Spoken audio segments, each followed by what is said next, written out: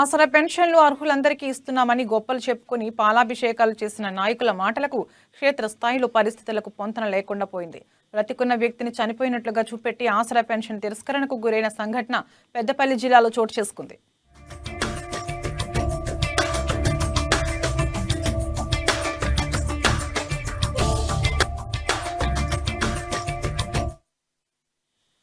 పెద్దపల్లి జిల్లా ఎలిగేడు మండలం ముప్పిరితోట గ్రామానికి చెందిన పూరెల రాజయ్య అనే వ్యక్తి మీ సేవ ద్వారా గీత కార్మికుని పింఛన్ దరఖాస్తు చేసుకోగా డిఆర్డీఏలో రిజెక్ట్ చేశారు.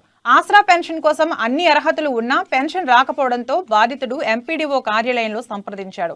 వారు నేరుగా మళ్లీ దరఖాస్తు తీసుకుని ఆన్లైన్ చేసి డిఆర్డీఏ కార్యాలయానికి అప్రూవల్ కోసం పంపారు. అయినా పెన్షన్ రాకపోవడంతో ఎంపీడీఓ కార్యాలయంలో సంప్రదించగా ఆన్లైన్లో బాధితుడు మరణించినట్లు చూపెడుతుందని చెప్పడంతో ఒక్కసారిగా రాజయ్య కంగు తిన్నాడు.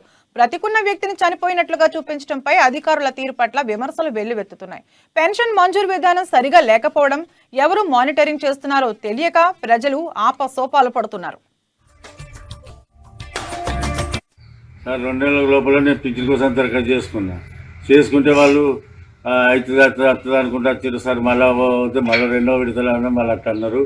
తర్వాత మళ్ళీ అప్లై చేసుకోవాలంటే మళ్ళీ చేసుకున్న సరిపోతే అక్కడికైతే మా ఎమ్మెల్యే వచ్చి కార్డు పంచిపెట్టిన లేదంటే నీది రాలేదు అన్నారు. అందువల్ల మళ్ళీ ఎంపీటీ ఆఫీస్కి పోయినా సార్. చూసి నాకు పింఛన్ రాలేదని అడిగితే వాళ్ళు కంప్యూటర్ కొట్టి చూసి నువ్వు చచ్చిపోయిన కింద వచ్చింది, నువ్వు చచ్చిపోయినట్టు చెప్పారు.